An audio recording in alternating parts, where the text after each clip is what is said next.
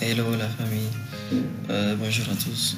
Alors nous allons essayer de continuer la suite de la vidéo de la série sur la mise en place de pare-feu Palo Alto et la supervision du réseau via Nagios.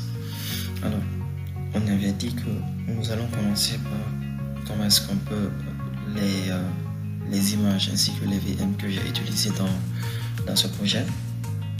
Donc si nous revenons un peu sur le TP que j'ai utilisé, donc là je vais utiliser ça. Donc là sur les VM nous avons le Windows Server 2016, donc ça c'est juste un Docker, on l'ajoute sur GNS3. Ensuite nous avons ici, moi je vais utiliser ici une machine Ubuntu. Après là, je vais utiliser une machine Windows 7. Je vais utiliser Windows 7. Et là, nous avons la machine virtuelle Nagios. Donc, comment est-ce que j'ai rajouté déjà les machines virtuelles dans GNS3. Donc là, je vais essayer de créer le projet.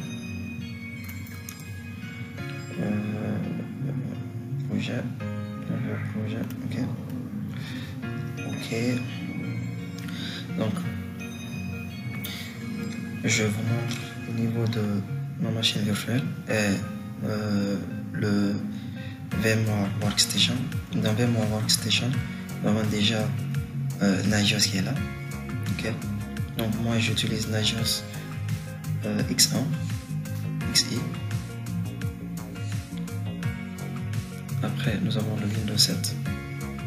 Ensuite nous avons Windows Server 2016. Et puis après nous avons Ubuntu. Donc, en premier lieu, je m'assure que j'ai effectivement mis, parce que là je vais utiliser sur Nagios une seule interface réseau. Donc là, je vais mettre sur ça l'interface qui est là. Je laisse sur le host only. Je laisse sur le host only, comme ça. Le Windows 7, je laisse également sur le host only.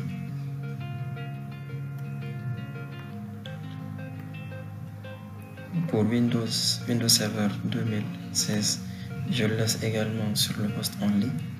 Il est déjà sur le host only. Le Windows Ubuntu aussi, je le laisse sur le host only. Voilà.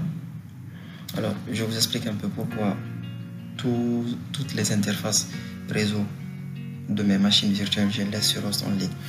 Donc, si nous revenons un peu sur notre TP, donc il faut savoir déjà que les machines qui sont là, que je vais essayer de leur configurer manuellement leur adresse IP. Donc du coup, je ne vais pas me permettre de mettre une autre interface pour éviter toute mauvaise communication du réseau entre les différentes machines. Et à savoir aussi que je vais utiliser ici les VLAN. Donc, raison pour laquelle j'ai essayé de mettre sur le host only. Donc c'est ça. Après, je reviens sur GNS3. Je viens sur Edit, Préférences. Ensuite, je viens sur VMware, VM. Voilà les machines que j'ai rajoutées. Donc, je supprime un juste pour vous montrer comment est-ce que j'ai fait. Donc, je fais sur Neo, Run 10 VMware. Je fais Next. Je clique sur les VM disponibles, Ubuntu. Je veux Finish. Donc là, la machine elle est là. Donc il y a une autre précision que je vais vous montrer, c'est que une fois que vous rajoutez cette machine, vous devriez éditer cette machine. Éditer pour éditer. Je reviens sur Network et puis je me rassure que cette cage là elle est couchée. Pourquoi? Pour me permettre de communiquer, de faire communiquer ma machine GNS3 à l'interface de VMware Workstation, pour qu'il puisse prendre en considération l'adresse IP que je vais mettre. Sinon, ça ne va pas marcher. Donc, je fais OK, appliquer, OK. Donc, ça, c'est comment est-ce que j'ai rajouté les machines virtuelles. Donc, c'est très simple. Après, pour les images que j'ai utilisées là, nous avons, ça, c'est juste un switch Ethernet. Donc, c'est pas une image que j'ai rajoutée. Donc, ce switch là existe déjà dans GNS 3 par défaut, mais sinon vous pouvez utiliser un switch de niveau 2. Après nous avons le switch de niveau 3 que j'ai rajouté, donc c'est IOU. Je viens là, je fais la Files, New Template. Ensuite je vais démarrer sur le serveur GNS3, je fais Next.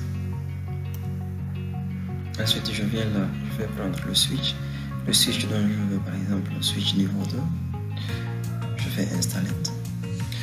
Ensuite je démarre sur le VM, et là il va me proposer les images des switches. Donc là par exemple, si j'ai déjà téléchargé cette image, vous pouvez le trouver sur internet, il suffit juste de cliquer sur ça. Par exemple, je fais copier, CTRL-C, je reviens là, par exemple, je fais comme ça, et là vous pouviez trouver cette image, vous venez là,